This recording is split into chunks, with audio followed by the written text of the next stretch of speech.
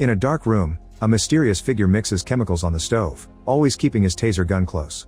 Then he sedates his victim with an injection and proceeds to cover his chest and face with plaster, only leaving holes for his eyes and nose. When the man wakes up, he finds himself tied up and with 2 tubes connected to his nose. The kidnapper pours the chemicals down one of those tubes, and the victim's body starts shaking in pain while blood comes out from the other tube. After several minutes of agony, the man passes out, and his captor decides to kill him by smashing his head with a hammer. Sometime later, the criminal has to choose his next victim. He has several tapes of Jennifer, a rising fashion model. Lately she's been on every magazine and street sign. While she loves her job, in her private moments she wonders if her dog is the only one who actually loves her back. One night, Jennifer is on the street and hears someone nearby. The mysterious criminal has been following her and recording everything she does. Jennifer can't see anything, but she still hurries to get in her car and leave. At the club, Jennifer receives a text from her manager canceling the event. When she takes a sip of her drink, she starts feeling very dizzy, so she goes to the bathroom to freshen up. Suddenly she hears someone moving behind her, but she can't find anyone when she turns around. Then she checks the corridor and is shocked to notice a video camera. She takes a closer look and finds footage of herself before a hand grabs her from behind to sedate her. Moments later, Jennifer wakes up in a strange room. There's a wonderful view at the window, but when she comes closer the image disappears and reveals a wall. The lights are turned on and Jennifer tries to find a way to escape, but there are no windows and the only door is locked. As she looks around, she realizes all the objects are things from her apartment. When she asks where she is, a drawer in the wall opens. Inside there's a glass and a card explaining the drink is pure vitamins, which are good for her. Jennifer furiously throws the glass at the wall, then she starts breaking and throwing all the objects in the room while insulting her captor. Suddenly the room is filled with sleeping gas and Jennifer tries to cover her face with a rag, but she passes out anyway. The next time she wakes up, she's tied to a chair inside a creepy lab. A screen in front of her plays a horrifying recording of a previous victim, who was showered with acid. Jennifer screams in horror when she sees a shower head above her and begs for mercy as the killer turns it on. Before the first drops can fall, she passes out. Sometime later Jennifer wakes up in bed with blood-stained bandages on her face. She immediately goes to the mirror to remove them but only finds one scar. However, when she pulls it, she discovers it's fake. Suddenly the shower starts spouting water and Jennifer runs away in panic. Then the wall drawer opens and she finds a magazine with her face plus a key for a locker. She opens it and finds some clothes, but she refuses to wear them. At that moment a screeching sound starts echoing in the room and the lights become too bright, hurting Jennifer's ears and eyes. It stops when she takes the clothes out of the drawer, but the torture restarts when she destroys the shirt. Overwhelmed with pain, Jennifer throws a blanket on the bare bed and hides underneath. On the floor, she finds a nail file and decides to keep it. A few hours later, Jennifer wakes up and rolls out of bed with a plan in mind. She climbs on the furniture and uses the nail file to unscrew the vent lid. Once the vent is open, she looks inside and finds a broken nail from a previous victim. Suddenly the TV turns on and shows an interview with Jennifer while she climbs into the vent to try to escape. As she crawls, she keeps encountering traps that she must dodge, like a seal appearing on another lid, a saw cutting through the ceiling, and a camera that gives away her location. Eventually the killer appears in the vent and sedates her with an injection. The next time Jennifer wakes up, she's tied to the chair in the lab again. She begs for her life as she offers money, but the killer ignores her. He straps her head and puts a bib on her chest before opening the fridge, where he keeps actual human parts. In a blender, he throws an eye, an ear, and lots of blood with random bits. Once everything is blended properly, the criminal inserts a funnel into Jennifer's mouth and forces her to swallow the cannibalistic smoothie. Jennifer's body shakes but she has no way to stop it and ends up passing out. Then the killer cleans her mouth with a cotton swab and licks it. Later Jennifer wakes up in the cell and notices light coming from a small crack in the wall. When she looks through it, she discovers a bathroom and mad words scratched in the walls of a cell like hers. Suddenly an eye appears on the crack and Jennifer falls back in shock. Then words start appearing on the wall. It turns out it's made of glass and this other person created the crack by scratching the paint off. Now he's writing, "Who are you?" Jennifer answers, "Captured," and the guy answers, "Me too," which she understands by reading his lips. Next she uses the locker keys to scratch the words "How long," and he answers by holding up his fingers, but it's not clear enough to see. At that moment the lights go out, but the man has matches. They both climb to the vent and the guy introduces himself as Gary while sharing the matches with her. Gary has also tried to escape but he hasn't found a single exit. He theorizes that they're stuck in a wine cellar. Their whole conversation is watched by their captor on the hidden cameras. Eventually Gary removes enough paint so they can see each other. However, they also realize they can hear each other now, which means their captor has connected the speakers in their rooms. Jennifer tells Gary that this mysterious criminal had been stalking her and knows all about her. Her idea of hell is isolation, which fits this cell. While listening to the conversation, their captor tortures rats by filling their cage with gas. When he turns off the cell lights again, the victims light some matches. The criminal is also watching TV and the news reveals that the police are already looking for Jennifer. Sometime later Jennifer is awakened by a light and discovers that the killer is in the other cell. Gary is given an injection before the lights go out, and Jennifer tries lighting up a match to no avail. As she asks what the captor wants, the TV plays an interview video of her saying she's afraid of the dark. Something sticky suddenly hits her in the shoulder and Jennifer screams as she runs to the opposite wall. At that moment the drawer opens and Jennifer finds a cup with sand and the tarot card for the hanged man. There's also a box of matches, but when she tries to grab it, the drawer closes and she has to pull her hand out. Then her captor appears behind her and quickly knocks her out. Afterward sand starts falling on top of Jennifer, slowly burying her. When she wakes up, she discovers she's in a box and panics as she hits the wall to no avail. The TV is still playing her interviews while an hourglass keeps track of the trap's running time. The killer has a drink while watching it all on the cameras. Soon the sand in the box is so high that Jennifer is getting pushed against the ceiling. The TV in Gary's room starts playing her suffering and a card next to it asks if she's worth it. A furious Gary throws the card away and grabs a pipe as he swears he'll find the killer. At that moment he notices that the grill in his ceiling is open and he can get out. With only a few inches of air left, Jennifer thinks her life is over. However, Gary manages to break the top of the box just in time to take her out. Then they leave through the crawl space and Jennifer notices a few dead rats around. The duo uses the crawl space to reach the lab and when they turn on the lights, they're startled by the body of the woman killed with acid. A tape plays a creepy voice saying, "Why do bad things happen to good people?" That's the mystery.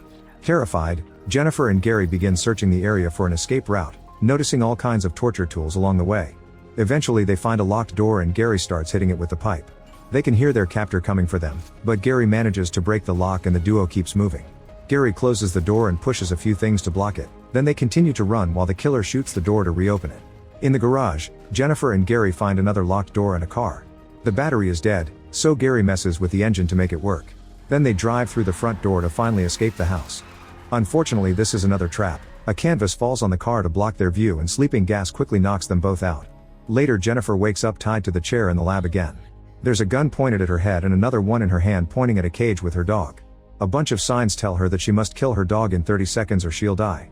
As a stopwatch starts the countdown, the killer appears next to her to load the gun.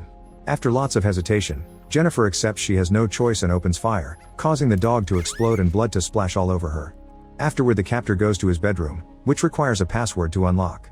Jennifer is back in her cell having a breakdown over what she just did, but she's interrupted by some whimpering. To Jennifer's shock her dog is now behind the mirror, so she gets ready to break it to rescue her. However the dog disappears and the killer's hand shows a card saying he's tricked her. Sometime later Jennifer is wearing clean clothes that the killer left for her. While the prisoners chat, they're surprised to see a door opening and rush to get out, but it closes again before they can reach it. At that moment the drawer gives Jennifer a new key for another locker. When she opens it, she finds a very fancy dress and shoes, and the lights in her room are lowered. Soft music plays while she changes and Gary looks away, but the captor watches it all while drinking wine. Then the door is open again, so Jennifer runs to hug Gary. At the same time the TV plays a video of a woman tied to a table. Her mouth has been sewn and she has many bleeding injuries. Next to her, the killer grabs a saw. A horrified Gary insults their captor and starts destroying things with the pipe, including the lights and a few cameras. Soon the criminal enters the room and starts fighting Gary in the darkness. The details are unclear, but Jennifer hears several hits and even a shot before the killer drags Gary out, leaving a blood trail on the ground. After a few minutes, the TV shows a blindfolded Gary apologizing and the killer pushing the gun into his chin. Suddenly Jennifer hears a noise so she rushes to hide and watches her captor enter the room. She wonders if he'll kill her but he doesn't reply. Moments later both Jennifer and Gary are strapped to chairs and their hands are tied with tape and jewelry. The lab's TV plays a video of a mother telling her son that she abuses him because she loves him. There are Polaroid pictures, cigarettes, medicine, and some illegal substances spread all over her room. When the mother starts to doze off, the kid takes the chance to stab her multiple times until she's dead. Suddenly the captor appears behind Jennifer and touches her inappropriately before grabbing his pliers. When he's about to hurt her, Gary tells him to use him instead. The captor proceeds to pull out a tooth from Gary's mouth and puts it away in a plastic bag, which he leaves on Jennifer's chest before knocking her out. In the cell, Jennifer removes all the bindings and blindfolds before checking on Gary.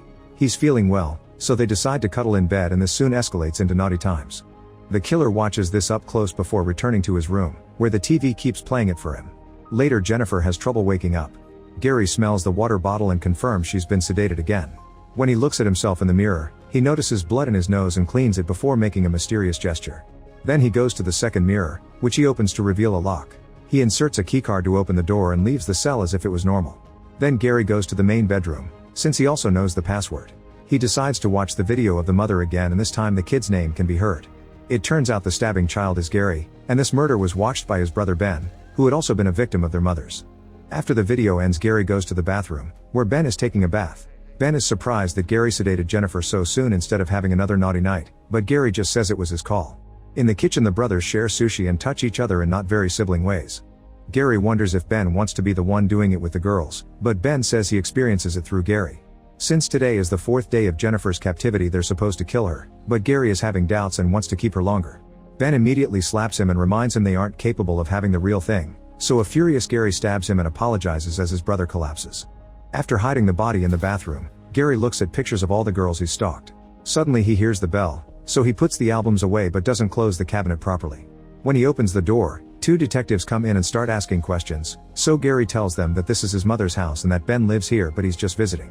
They also show him a picture of Jennifer and he pretends he never saw her before. The detectives have plenty of questions, yet Gary dodges them all. When the detectives are about to leave, they ask if they can check the playoff game since they're big fans. Gary turns on the TV for them, but when they try to change channels, they find the live footage of Jennifer. Before they can react, Gary shoots them both down. Afterward, Gary returns to the cell and wakes Jennifer up, telling her that there were 2 criminals and he's killed them both so they can now escape. Jennifer quickly dresses up and follows Gary out of the cell by taking the hidden stairs. She sees the dead detectives in the living room and Gary lets her assume they're the kidnappers. When Jennifer finds a phone, Gary stops her from calling the cops and shows her the TV to confirm they were being recorded. He asks her to wait while he looks for the tape so they can protect their privacy. Gary then goes to the basement and cuts the phone line. In the kitchen, Jennifer is trying to use the phone when she's suddenly startled by a detective who is still alive. Jennifer immediately grabs a bat and hits the man several times until he drops dead for good. When Gary returns, he assures her she did nothing wrong and asks her to wait in the living room. Then Gary starts throwing all the evidence in trash bags and cleaning the cells to get rid of blood and fingerprints. While waiting, Jennifer notices the albums in the cabinet with women's names on the spines. She decides to check them out and is horrified to discover that the brothers have been stalking and kidnapping women for years to torture them like their mother did to them. Using pictures and words from magazines and comics plus screenshots from their victims' footage, they record their whole process in these albums. Gary has gotten naughty with all the women and they're always killed in the most gruesome ways, which they title Redemption. After dropping the album in shock, Jennifer hears a noise. Suddenly Ben jumps on her and starts choking her as he asks her to beg. The knife is still in his body, so Jennifer pushes it until he dies. Then she runs to try the different doors, but they're all locked. The windows are also locked, and trying to break them doesn't work either. At that moment a phone starts ringing. Jennifer checks the bodies and finds a police badge, but before she can get the phone, Gary returns with the camera and tells her to help him clean up. While Jennifer works, Gary announces that she belongs to him and asks her to show it. Jennifer comes closer to hug him, only to spray bleach on his eyes. Then Jennifer runs to the main bedroom and blocks the door before running downstairs to reach the basement. She finds the electrical system and begins pulling the cables to shut down the power while Gary breaks down the doors with an axe. Before he can find her, Jennifer climbs into the crawl space to hide. Now she can make her way to Gary's cell, where she finds Ben's gun. With a plan in mind, Jennifer turns on a flashlight to give away her location. Gary immediately goes after her and Jennifer tries to open fire, but nothing happens. Then Gary throws her on the bed and grabs the gun to show her that it must be cocked first. When he's about to shoot her, Jennifer kicks him in the groin and they fight over the gun, accidentally shooting a wall in the process. After some struggle, Jennifer pushes the gun into his face and takes it from him.